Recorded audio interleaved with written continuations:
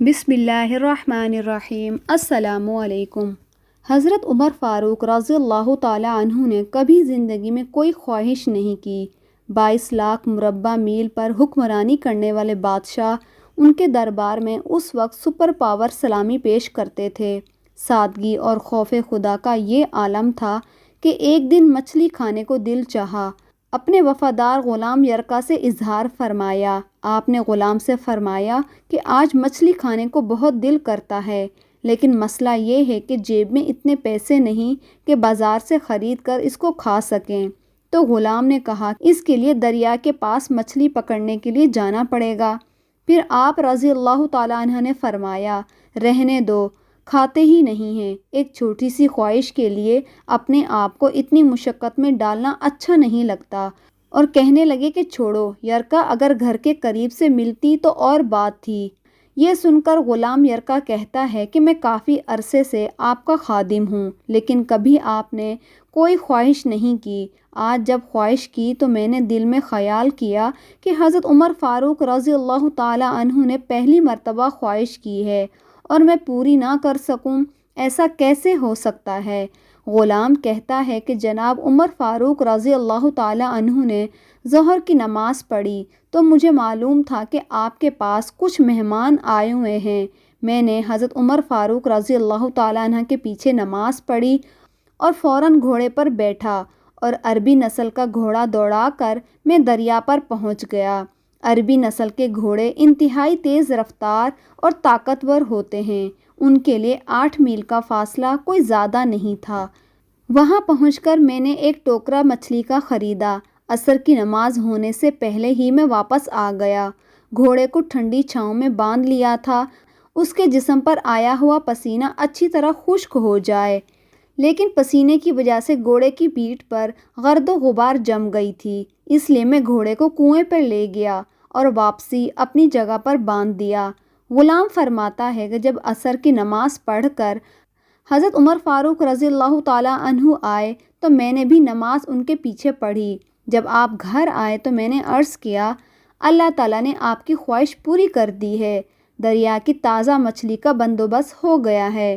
غلام نے جیسے ہی الفاظ کہے، حضرت عمر فاروق رضی اللہ تعالیٰ عنہ فوراً گھوڑے کے پاس چلے گئے، گھوڑے کی پشت پر ہاتھ پھیرا اور ٹانگوں پر ہاتھ پھیرا اور اس کے کانوں کے پاس گئے اور گھوڑے کا ایک کان پکڑ کر فرمانے لگے، اے یرکا، تو نے سارا تو گھوڑا دھو دیا، لیکن کانوں کے پیچھے سے مٹی صاف کرنا تمہیں بھول گیا۔ یہ سب دیکھنے کے بعد حضرت عمر فاروق رضی اللہ تعالیٰ عنہ گھٹنوں کے بل زمین پر بیٹھ گئے اور کہنے لگے، یرکا، مجھے آپ کی وفاداری میں کوئی شک نہیں ہے، اور یہ بھی جانتا ہوں کہ میں کوئی زیادہ نیک آدمی نہیں ہوں۔ میں تو صرف دعا مانگتا ہوں کہ اے اللہ مجھ پر رحم کر اور میری برائیوں کو نیکیوں میں بدل دے۔ میں نے کوئی زیادہ تقوی اختیار نہیں کیا۔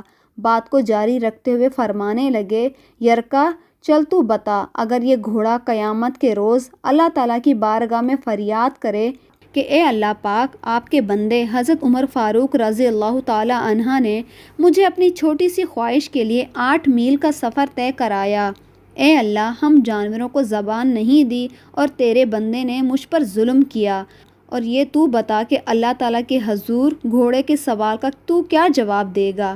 اس پر غلام یرکا فرماتے ہیں کہ اس کے بعد حضرت عمر فاروق رضی اللہ تعالیٰ عنہ بہت دیر تک روتے رہے، اور اس سب پر میں بھی بہت زیادہ رویا، اتنا رویا کہ اتنا اپنے سگے باپ کی وفات پر بھی نہیں رویا تھا۔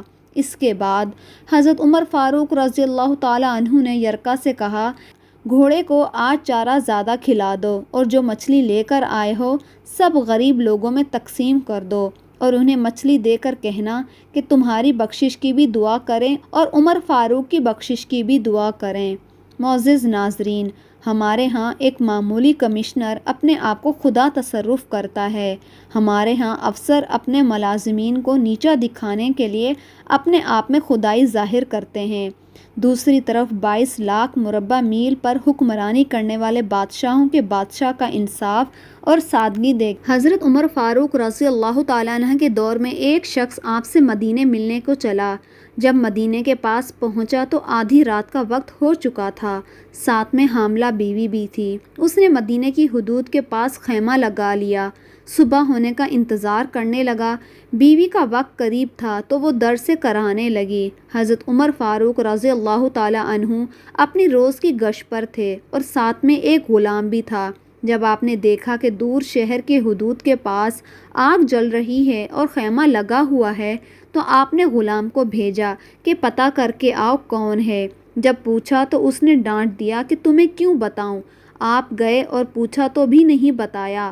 آپ نے کہا کہ اندر سے کرہانے کی آواز آتی ہے، کوئی در سے چیخ رہا ہے، بتاؤ کیا بات ہے؟ تو اس شخص نے بتایا کہ میں امیر المومنین حضرت عمر فاروق سے ملنے آیا ہوں، میں غریب ہوں، رات زیادہ ہے تو خیمہ لگا لیا، صبح ہونے کا انتظار کر رہا ہوں، بیوی امید سے ہے اور وقت قریب آن پہنچا ہے۔ تو آپ جلدی سے پلٹ کر جانے لگے اور اس آدمی سے کہا کہ ٹھہرو میں آتا ہوں۔ آپ اپنے گھر گئے، فوراً اپنی زوجہ سے مخاطب ہو کر کہا اگر تمہیں بہت بڑا اجر مل رہا ہو تو لے لو گی؟ زوجہ نے کہا کیوں نہیں؟ تو آپ نے کہا کہ چلو میرے دوست کی بیوی حاملہ ہے، وقت قریب ہے، چلو اور جو سامان پکڑنا ہے ساتھ پکڑ لو۔ آپ کی بیوی نے گھی اور دانے پکڑ لیے اور آپ کو لکڑیاں پکڑانے کا کہا۔ آپ نے لکڑیاں اپنے اوپر لاد لیں۔ سبحان اللہ! یہ کوئی کونسلر، ناظم، ایم پی اے، ایم این اے نہیں ہے، یہ ان کا ذکر ہو رہا ہے جو کہ 22 لاکھ مربع میل کا بادشاہ ہے، جس کے قوانین آج بھی چلتے ہیں، جو عمر فاروق ہے۔ جب وہ لوگ وہاں پہنچے تو فوراً کام میں لگ گئے۔ وہ شخص ایسے حکم چلاتا جیسے آپ شہر کے کوئی چوکیدار یا غلام ہو۔ کبھی پانی مانگتا تو آپ دوڑے دوڑے پانی دیتے، کبھی پریشانی میں پوچھتا کہ تمہاری بیوی کو یہ کام آتا بھی ہے تو آپ جواب دیتے، جبکہ اس کو کیا پتہ تھا کہ وہ امیر المومنین حضرت عمر فاروق خود ہیں۔ جب اندر بچے کی ولادت ہوئی تو آپ کی زوجہ نے آواز لگائی یا امیر المومنین بیٹا ہوا ہے، تو یا امیر المومنین کی صدا سن کر اس شخص کے جیسے پاؤں تلے زمین ہی نکل گئی اور بے اختیار پوچھنے لگا کہ آپ ہی امیر المومنین حضرت عمر فاروق ہیں؟ آپ عمر ہیں، وہی عمر جس کے نام سے کیس و کسریٰ کانپتے ہیں؟ آپ وہی عمر ہیں جس کے بارے میں حضرت علی نے کہا آپ کے لیے دعا کرتا ہوں، جس کو رسول صلی اللہ علیہ وآلہ وسلم نے دعا مانگ کر اسلام کے لیے مانگا ہے؟ آپ وہی والے عمر ہیں؟ آپ نے کہا ہاں ہاں میں وہی ہوں۔ اس نے کہا کہ ایک غریب کی بیوی کے کام کاج میں آپ کی بیوی خاتون اول لگی ہوئی ہے اور دھوئیں کے پاس آپ نے اپنی داڑھی لپیٹ لی اور میری خدمت کرتے رہے۔ تو عمر فاروق رو پڑے اور اس بدو کو گلے سے لگا لیا اور کہا تجھے پتہ نہیں تو کہاں آیا ہے؟ یہ مدینہ ہے، یہ میرے آقا کا مدینہ ہے، یہاں امیروں کا نہیں غریبوں کا استقبال ہوتا ہے، غریبوں کو عزت ملتی ہے، مزدور اور یتیم بھی سر اٹھا کر چلتے ہیں۔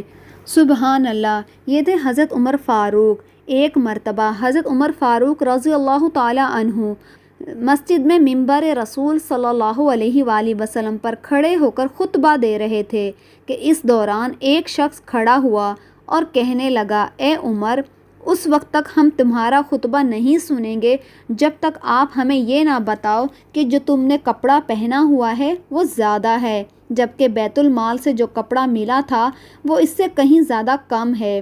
سیدنا حضرت عمر فاروق نے کہا کہ اس مجمع میں میرا بیٹا عبداللہ موجود ہے، اور عبداللہ کھڑے ہوئے۔ حضرت عمر فاروق نے کہا بیٹا بتاؤ تمہارا باپ یہ کپڑا کہاں سے لایا ہے، ورنہ قسم ہے اس ذات کی جس کے قبضے میں میری روح ہے، قیامت تک اس منبر پر نہیں بیٹھوں گا۔ اس کے بعد عبداللہ نے کہا کہ بابا جان کو جو کپڑا ملا تھا وہ بہت ہی کم تھا، جس سے ان کا پورا کپڑا نہیں بن سکتا تھا، اور ان کے پاس جو کپڑے پہننے کے لیے تھے وہ بہت خستہ حال ہو چکے تھے، اس لیے میں نے اپنے حصے کا کپڑا اپنے والد کو دے دیا، ورنہ نہیں دیتا۔ ناظرین، دیکھا کیسا شاندار تھا حضرت عمر فاروق رضی اللہ تعالیٰ عنہ کا انصاف اور ان کا احتساب، جو فرمایا کرتے تھے کہ اگر دریائے فرات کے کنارے کتا بھی بھوکا مر جائے گا تو اس کے بارے میں بھی اللہ مجھ سے سوال کرے گا۔ ناظرین، ایک دن حضرت عمر فاروق بازار سے گزر رہے تھے۔ ایک عمر رسید بوڑھے پر نظر پڑی، وہ صدقہ خیرات کے لیے ہاتھ پھیلائے گھوم رہا تھا۔ آگے بڑھ کر پوچھتے ہیں کہ تم کون ہو اور کیا چاہتے ہو؟ اس نے کہا کہ میں ایک برا آدمی ہوں، جزیے کی ادائیگی اور گزارے کے لیے کچھ مانگ رہا ہوں۔ وہ شخص مدینہ منورہ کا ایک یہودی باشندہ تھا۔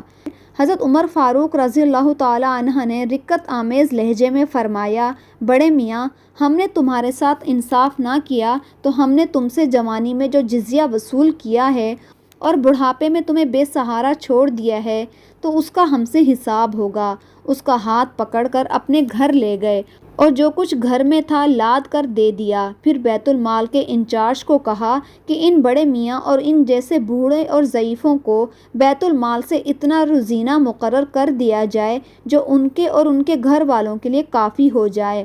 اور ان کے اپنے گھر کا بھی ایک بے مثال واقعہ آپ کو سناتے ہیں کہ مدینہ منورہ کی گلیوں سے گزر رہے تھے۔